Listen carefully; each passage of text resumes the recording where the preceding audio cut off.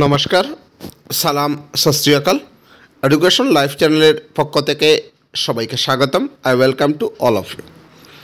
তো আপনাদেরকে একটা আপডেট দেওয়ার জন্য এই ভিডিওটা তৈরি করেছি। বিধায়ক শ্রী মনোরঞ্জন তালুকদার, সিপিএমের বিধায়ক, সিপিআইএমের, আমাদের মাননীয় শিক্ষামন্ত্রী মহোদয়কে ২-৩টা প্রশ্ন করেছিলেন, দেখতেই পাচ্ছেন। ১ নম্বর প্রশ্ন করেছিলেন যে ২০২৩ সনের ডিসেম্বর মাহত বিজ্ঞাপন দিয়া প্রাথমিক বিদ্যালয়ের ৩৮০০ আর উচ্চ প্রাথমিকর ভাবে ১৭৫০টা শিক্ষক পদৰ নিযুক্তি প্রক্রিয়া কি পর্যায়ত আছে জনাব।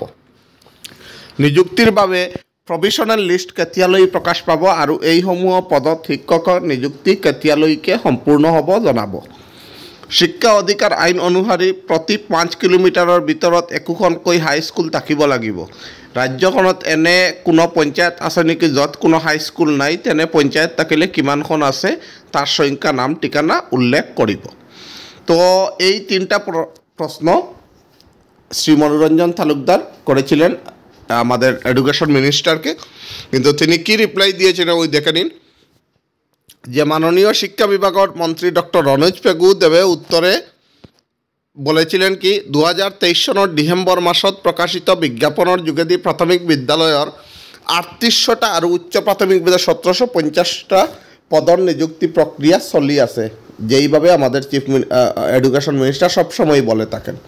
বর্তমানে এই নিযুক্তি প্রক্রিয়া অধীনত নথিপত্র পরীক্ষণ কাম চলি আছে।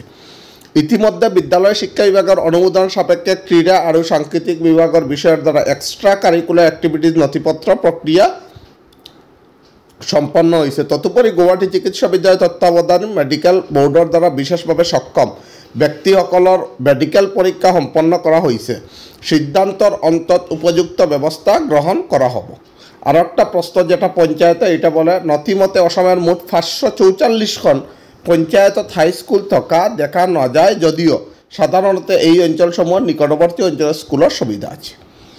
তো একটাই কথা বলতে চাচ্ছি যে আর কত দিন ওয়েট স্টুডেন্টরা করবে?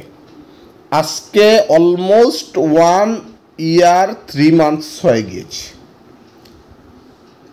1 year 3 months। ফার্স্টে মানে নথিপত্র পরীক্ষা করতে মানে কতদিন সময় লাগে? মানে এই ফার্স্ট কি আসামে কি কোনো মানে নিযুক্তি দেবে নাকি যে নথিপত্র পরীক্ষণ করতে 2 বছর সময় লাগে? 1 year 6 months মতো টাইম, 3 months হয়ে গেছে। আগে কথা ছিল মের 10 তারিখে অ্যাপয়েন্টমেন্ট হবে। এখন আপনারা সবাই জানেন, দেখতেই পেয়েছেন যে আমাদের চিফ মিনিস্টার মহাশয় এই কদিন আগে বলেছেন, এই 2-3 দিন আগে একটা সাংবাদিকরা প্রশ্ন করেছিল, তার উত্তরে তিনি বলেছেন যে 10 মে থেকে স্টার্টই হবে এডিআরির ওরাল। এর মানে বোঝা যাচ্ছে যে অক্টোবর, নভেম্বর আর ডিসেম্বরের আগে নিযুক্তি দেওয়া ইম্পসিবল। এরপর এপ্রিল মাসে পঞ্চায়েত ইলেকশন আছে। তো মানে ফ্রাস্ট্রেশন হাই লেভেল। স্টুডেন্টরা এত বেশি বর্তমানে ভুগছে কি যে বলবো। আমার সাথেও বিভিন্ন জনের কথা হয় যে তারা বলে যে আর কতদিন ওয়েট করতে হবে। বিভিন্ন তো এরকমই অবস্থা হয়েছে, বিভিন্ন জন স্কুল বা কলেজে পড়াচ্ছে, ছেড়ে দিতে চাচ্ছে প্রাইভেট স্কুল, কিন্তু পরে দেখা যাচ্ছে কি এখনও পর্যন্ত মানে ফার্স্টে মের 10 তারিখে হবে, এখন মের 10 তারিখেও হবে না। তো এইটাই মনোরঞ্জন তালুকদার কোয়েশন করেছিলেন আর আমাদের শিক্ষামন্ত্রী উত্তর দিয়েছিলেন, আপনারা দেখতেই পাচ্ছেন। মানে নথিপত্র পরীক্ষা চলছে, মানে চলতে থাকবে এই নথিপত্র, কোন দিন যে মেরিট লিস্ট আউট হবে। তো এইটাই দেখতে পেলেন। কিন্তু আমাদের সিএম স্যার বলেছেন যে আফটার 11 মার্চ একটা ভালো কোনো খবর আসতে পারে, যে তিনি লাইভে এসে জানাবেন যে জিটিপিজিটি রেজাল্টের ডেট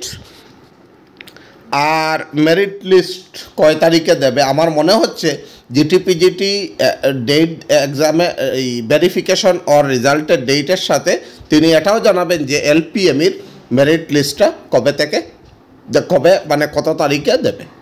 আর এখনও পর্যন্ত যারা জানেননি যে 4500 যে পোস্ট আছে এলপিএমির জন্য, এইটার জন্য কিন্তু কালকে পোর্টাল ওপেন করে দেওয়া হয়েছে, আপনারা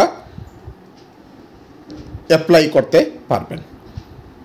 ঠিক আছে, তো এখনও পর্যন্ত আমার চ্যানেল যারা সাবস্ক্রাইব করেননি চ্যানেলটাকে সাবস্ক্রাইব করে রাখবেন, বিকজ আমার চ্যানেলে মূলত এডুকেশন রিলেটেড ভিডিও আপলোড করা হয়।